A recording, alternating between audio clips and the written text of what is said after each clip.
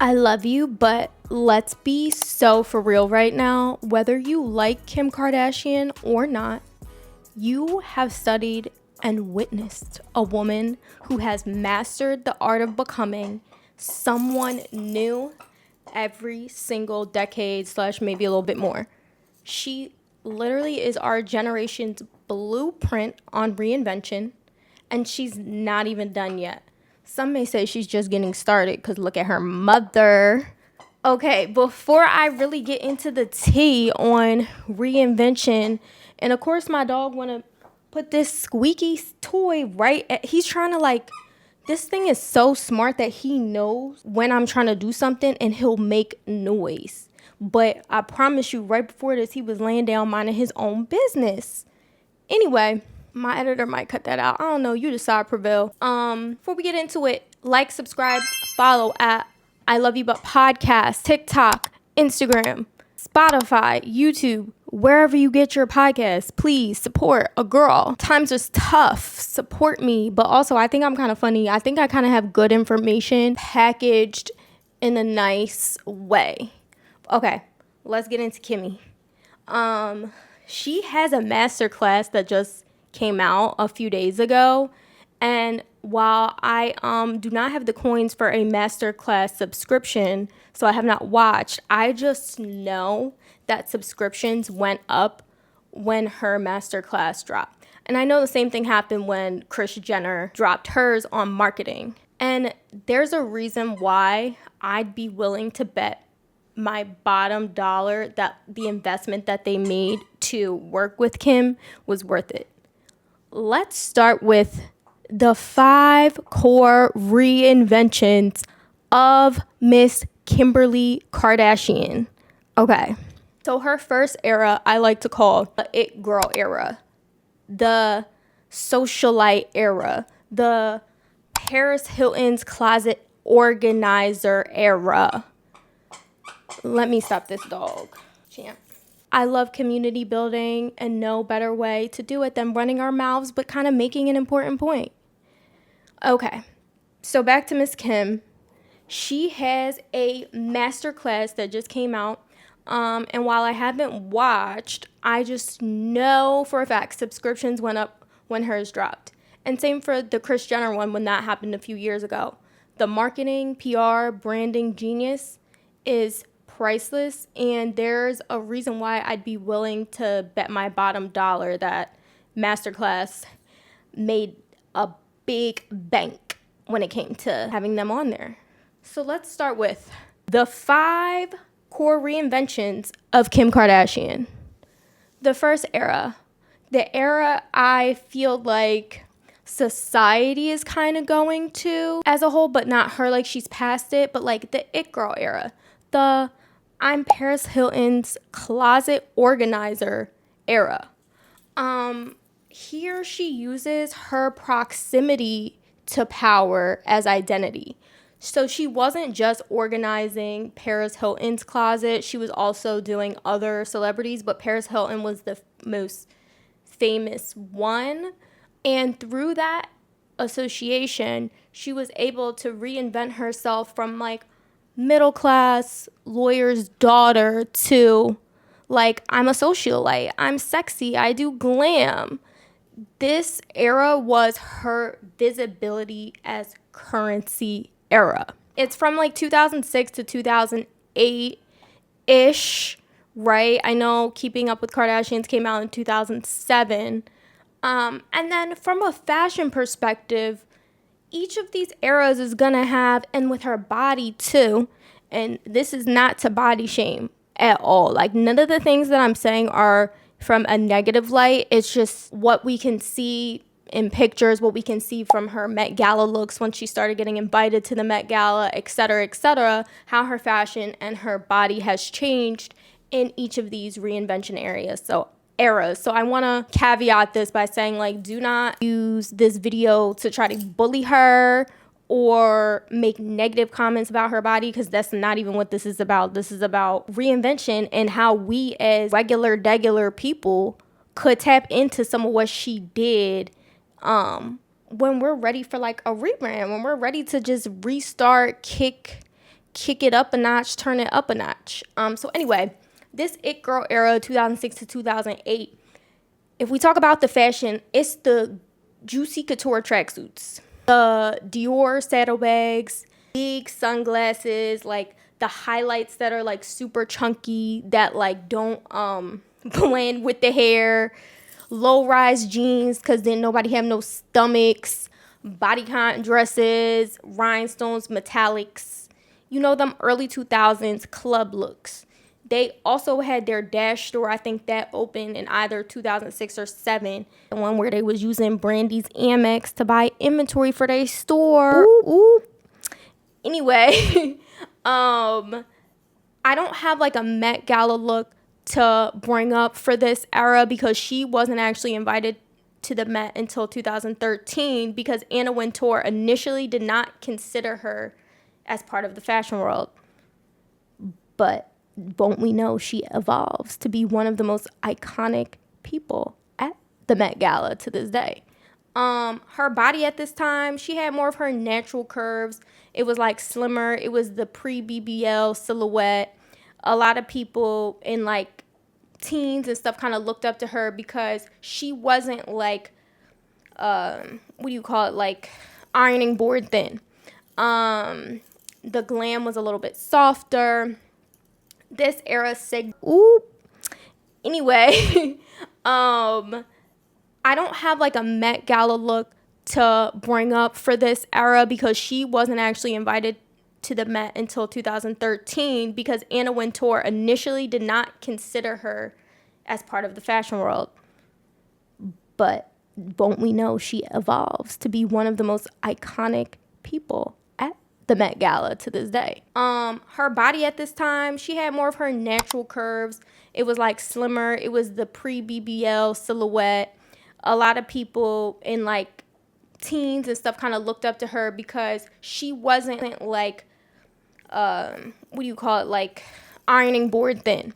The glam was a little bit softer. This era signaled that she was building visibility, but she didn't build like a strong identity yet. She was just kind of mirroring the it girls of the time, Paris, Nicole, etc., and learning how to exist within the celeb socialite world that she's now kind of becoming a part of. Second era, the S-tape era, the Scandal era, the Ray J, turning shame into brand power.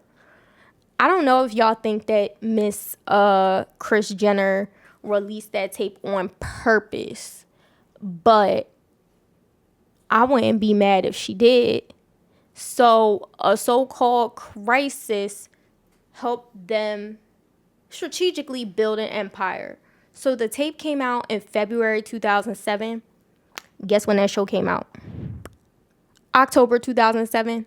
The timing, chef's kiss. They with their show and the what we want to say like unfortunate release of the sex tape normalized radical visibility. One, the show is like airing during like the reality TV era. And then two, it's like we got the sex tape to support it. Like, oh my gosh, she's having these crocodile tears about how the sex tape got released and now it's all over and people see her doing some nasty things with Ray J. And a lot of those first episodes are about her, like, do show kind of her like freaking out and crying about the tape. So I feel like the tape kind of helped build into the power that they had as like authenticity and real raw emotions. And through like continued exposure and not backing down from that, scandal, they were able to reframe the narrative. Also, side note, remember that time a few years ago where Ray J showed us an alleged contract on Instagram Live that he said he signed with Kris Jenner um, for the tape or something like that? And everyone was like, okay. Like, okay. Like, you're telling us this now because, like, whether what he was showing was real or not, it's kind of over with now. Like, we in decades later. Let it go, babes. Let it go. So her fashion during this time, 2010 into 2010, was like the very high heels that, like, I don't even know if I could walk in them. The red carpet glam, ultra tight like silhouettes to her body, those like bandage dresses. And then her body became central to her brand, the curves specifically. There was that more dramatic waist to hip ratio, like a wet waist, a little bit enhanced bust and hips, the early BBL silhouette era. I don't know if in this time she had any work done, or like, you know how you can like get sculpting and stuff like that. But remember that one episode where they had her on there and she went to the doctor to confirm that her butt was real? That was hilarious. And I mean, it could have been real, right? Like, or whatever it was, like maybe she had gotten put. Oh, and the other thing is they was trying to make sure it wasn't silicone. Now I'm remembering. But this is before everybody knew about the BBL, when you could just get the fat put in there, so it's not going to show up that you got a BBL. Duh, there's no silicone there. That's your own fat, baby. But anyway, like the emergence of her booty as a cultural conversation in this era. This is when she kind of like leaned into like the hyper femininity, glamour, curves as a way to redefine. Sorry, my dog. He's growling for his little toy, even though he could have got up and got it. He's very spoiled. Way to redefine the narrative and turn a scandal into celebrity. And this reinvention was like a reclaiming of a power and creating a brand identity around her body. Also, like I said, like some of my favorite episodes of Keeping Up with the Kardashians came out in this era personally. Now we shift 2010 to 2014. The reality TV era. It obviously started building up in 2007, but now we're at a point where the Kardashians are America's most famous family. They built community through parasocial intimacy. I just learned what that word meant like a few weeks ago. Shout out to Prevail who taught me that. But she and her family turned private life into public assets. They would use stories to kind of shift, and arcs within the stories to kind of shift narratives if they wanted in the show. They constantly were being relatable with us regular folk.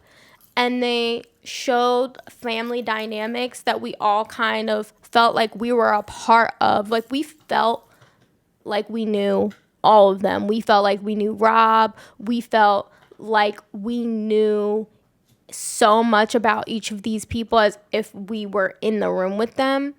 And then also like certain phrases that they coined. I don't want to say coin, but like I know from the show was like Bible. Like that is, I don't know who said it first in general, but I know it from the Kardashians. They would come to local radio stations. Like I remember there was girls who like went to go meet Kim and Courtney at like a radio station and took pictures with them. They would like make themselves seem super accessible to build upon this especially Kim, like parasocial intimacy that they were creating. Fashion now. It was giving pencil skirts. It was giving statement jewelry. A little bit more polished. Neutral tones, the California glam. Now, in this era is when the BBL silhouette has reached iconic form. The waist, you cannot find it. You can put your spectacles on. You will not find that waist in this era. She had the curvier hips, the Brett's doll proportions. This is also where, shout out Makeup by Mario, that contouring becomes legendary. Is contouring? Yeah, contouring's still big to this day though, right? As you could see, I don't like watch the makeup channels. I'm not trying to be like, them picky me girls that be like, I don't even wear makeup. Like, no, I wear makeup when I feel like it. I'm more so just lazy. So I don't even want to sound like one of them girls, but yeah, like I think contouring is still like big right now. It became legendary in this era of her. This era signaled that Kim needed a consistent look because she was not just any old socialite celebrity. She was the product. She was the brand. She was selling herself. No pun intended on that. Like, Kim is the product that people pay millions and millions for. The fashion that they did was for consistency in a brand, because to build a brand, you have to have consistency. The body was to dominate a culture that people still to this day have been trying to copy over and over and over again. Now, I haven't picked a favorite era yet, actually, but I was about to say my favorite era, the Kanye era, from 2014 to 2020. This was her high fashion reinvention era. Now, let's talk again about how Anna Wintour did not want to invite her to the Met Gala because she didn't think that she was a fashion person. Kim said, hold on, wait 1 minute. I got something for you. I got me a new man and he's going to help me get to where I want in the fashion. You're about to take me serious, Miss Wintour. Now, this rebrand was through, I don't want to say like partnership, because like it was her husband, like so marriage and like an aesthetic transformation. She went from like the glam stuff to like the minimalist haute couture. Kanye helped shape her as a fashion icon in this era. She even admits that Kanye would dress her and threw out all of her clothes, something like that. And I know on their show, The Kardashians, Not Keeping Up with the new one that's on Hulu, she even talked about how like when they first divorced, she felt she had to gain her own confidence in the fashion world because she had become so heavily reliant on getting Kanye's second opinion and second thoughts. And it's not that she didn't have a mind of her own. She just needed to actually be separate from him to gain full confidence of her abilities as a curator, an innovator, or a trend setter or identifier. I don't know what we want to call it, but that she used that reputation that Kanye had, Kanye's connections within the fashion industry. Remember, he had Yeezy, and that minimalist shift in her clothing to gain legitimacy. So I said this era is 2014 to 2020. 2013 was her first Met Gala invite. So from the body perspective, this is the peak exaggeration of the hips butt booty ratio. The corsets, the waist training, the curated sculpted aesthetic, the Kim K standard hourglass era. And I think this is the one where she had the like champagne bottle or whatever it was. And you know the thing that they was using in like the Call Her Daddy episode promo where it was like the champagne going and like the glass on her butt or whatever, that picture that Kim had. I think this was during that era. Which kind of goes to show like the peak of that hourglass figure and shape that we as a society all try to gravitate towards. This is also when she went from just being like a reality star to high fashion icon.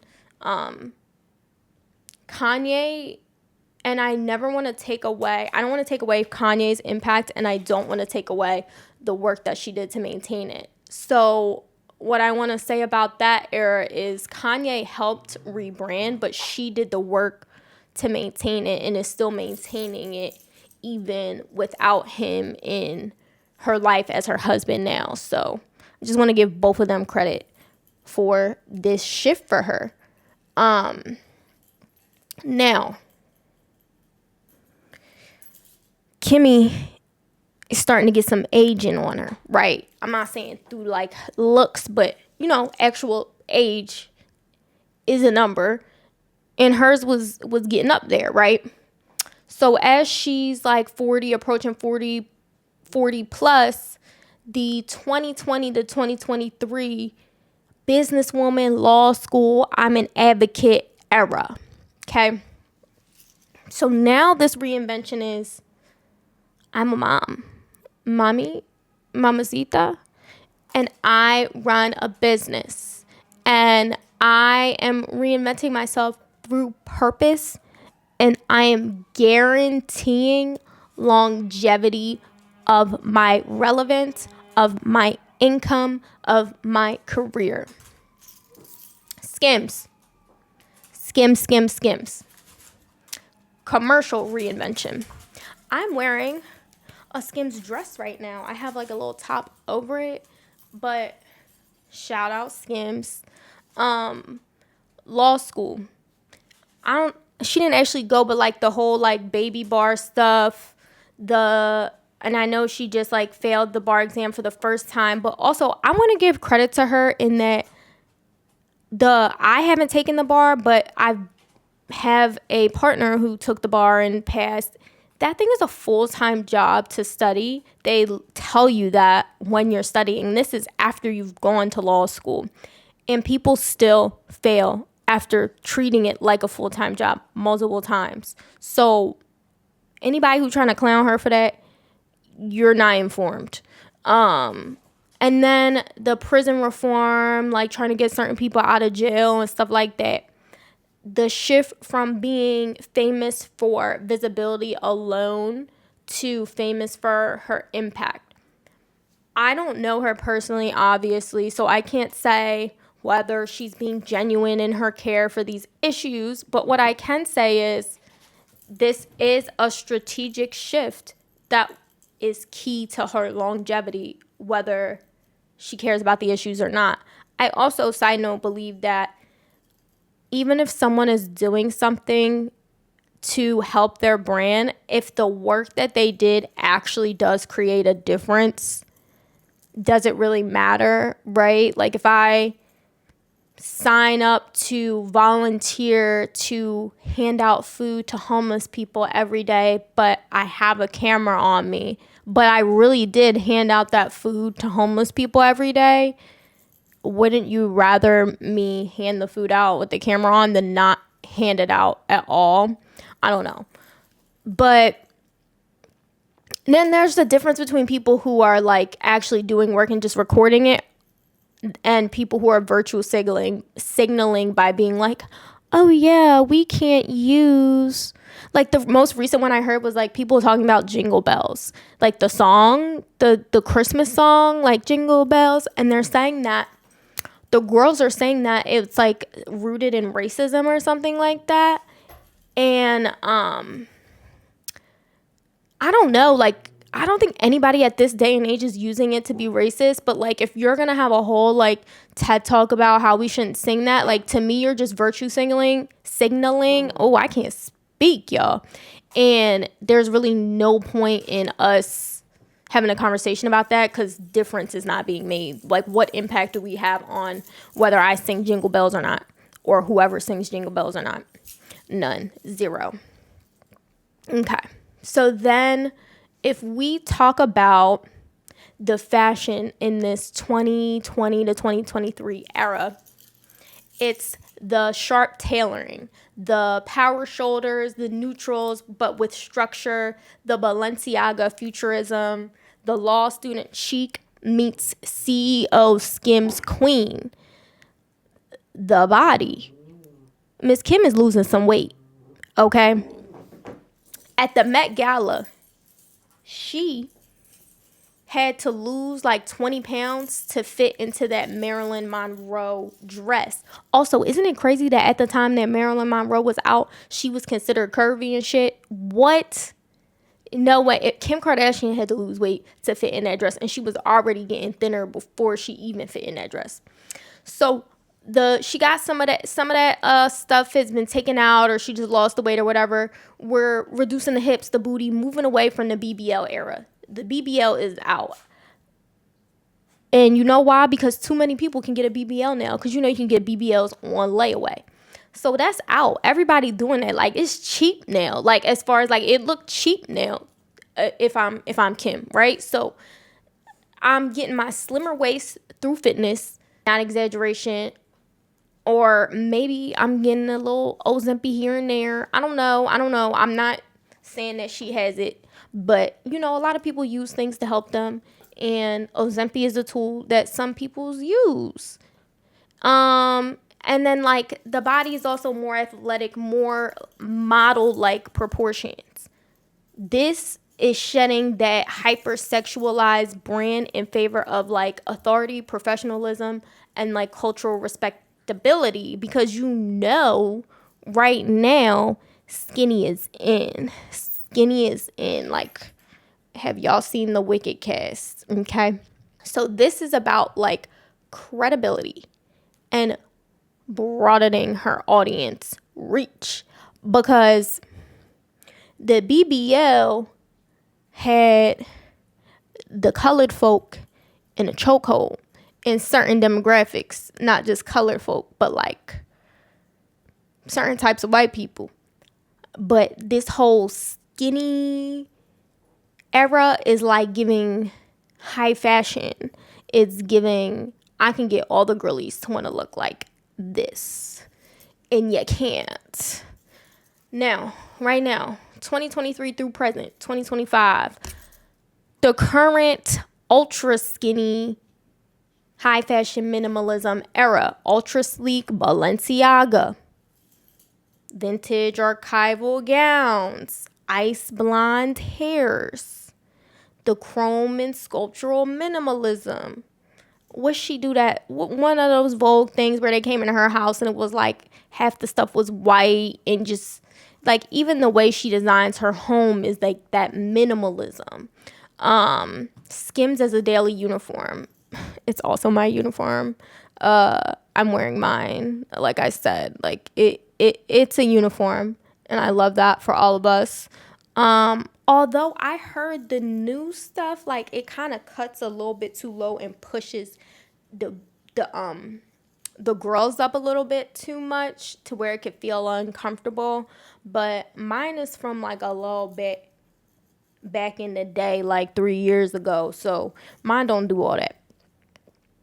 Now, like we said, she thinner than ever before.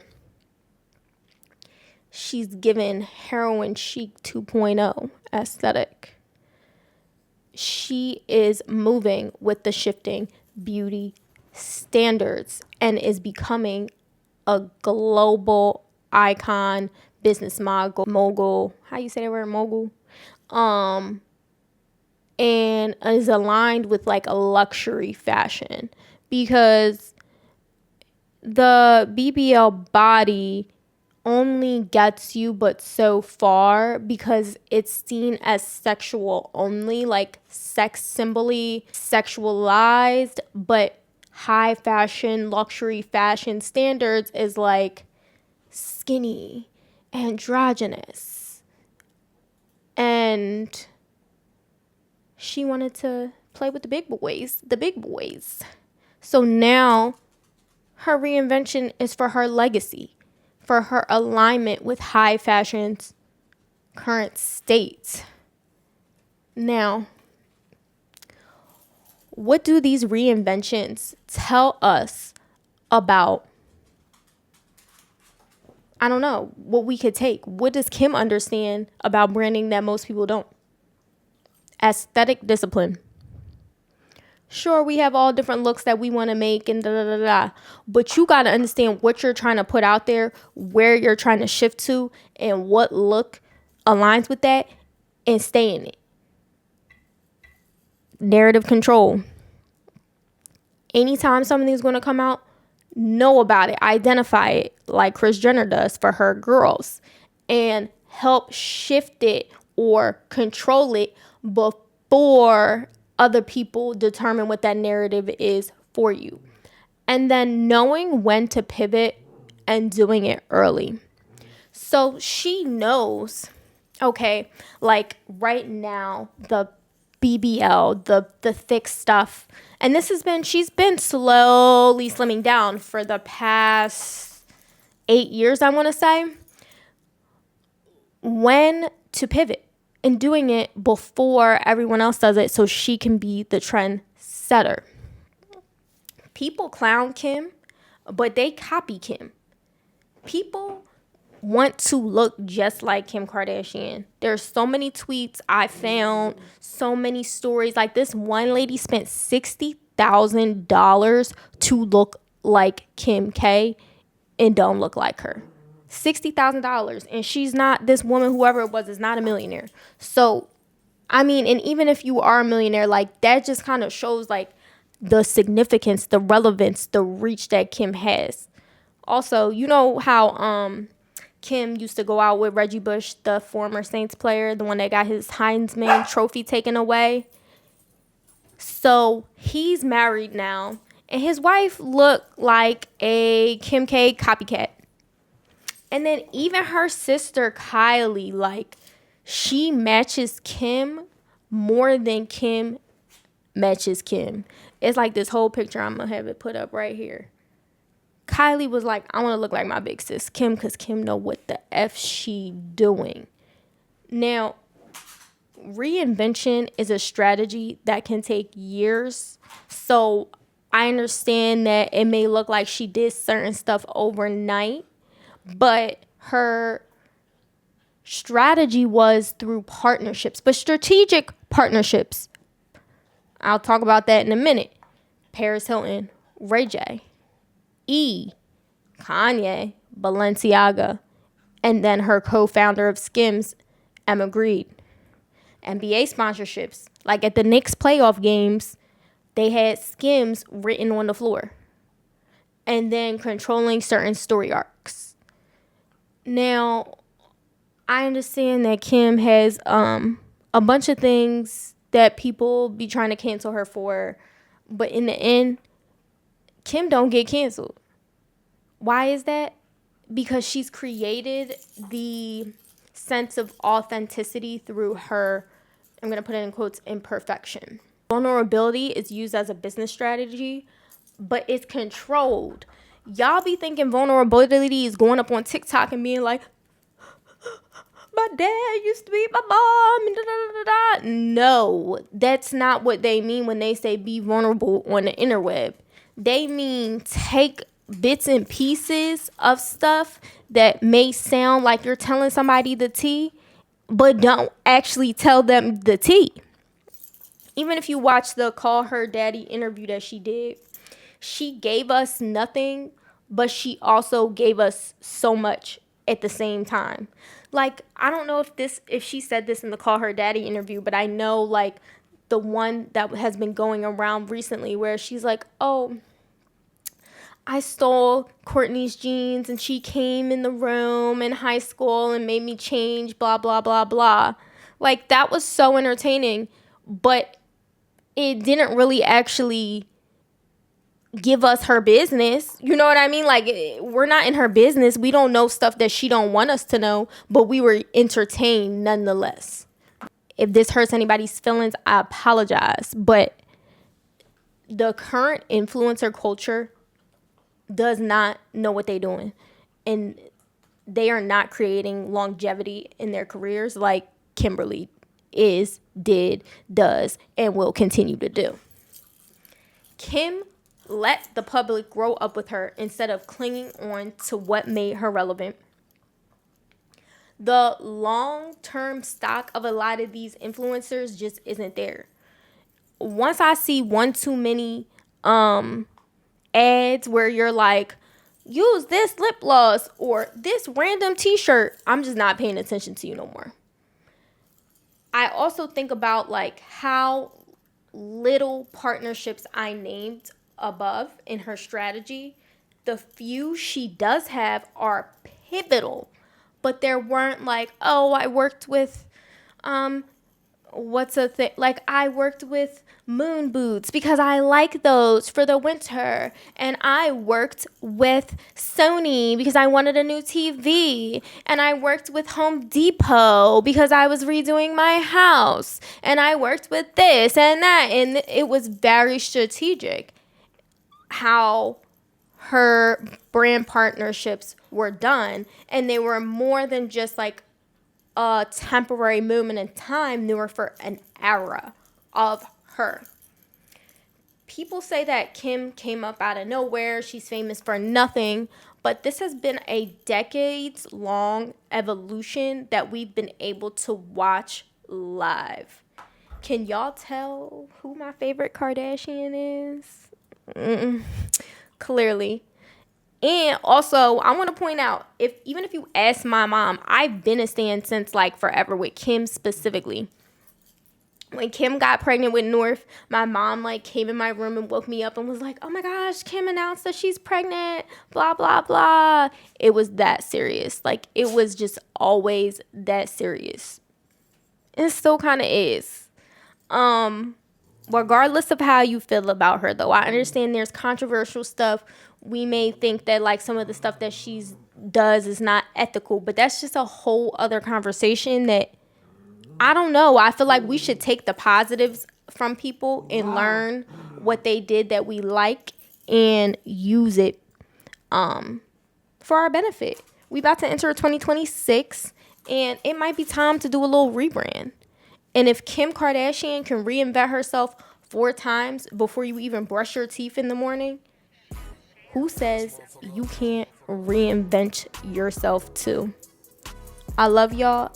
I'ma drop the mic at that. Bye.